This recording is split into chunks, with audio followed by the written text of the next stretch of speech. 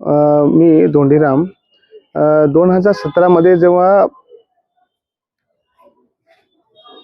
बोला नाही बोला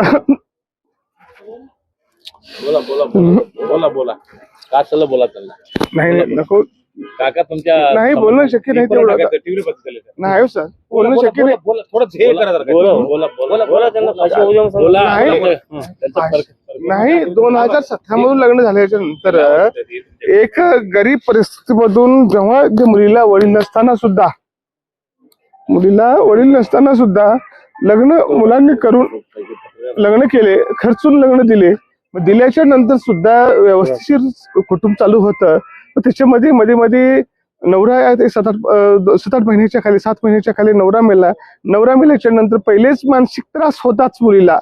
मुलगी सहनशीलता करून होती घराकडे सुद्धा आई वडिलांना मला वडीलच नाही कुणाला सांगायचं म्हणून सांगितली नाही तिला. वितीन भावांना सुद्धा सांगितली नाही. स्वतः जे गोष्टी बोलायची ती आईला बोलायची. इथं आईला बोलत असताना सुद्धा मागून सांगत असंच राहिली चलत राहिलं. नवरा मरून गेल्याच्या नंतर घरच्या लोकांनी ते टॉर्चर केले, त्याला मानसिक त्रास केले. तू जायचं नाही तिकडेच जाऊ नकोस.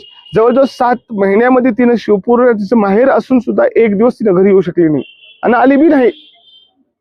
पण शेवट कालची जी घटना जी घडली तर शेवट लोकांनी तुमच्या बहिणीला असं झालेच म्हणून सुद्धा एवढी कल्पना दिली नाही तिने आम्हाला. कारण हे ना रेग्युलर जो भाऊ होता आहे दीपक, त्याला रोज फोन करत होता बहिणीला.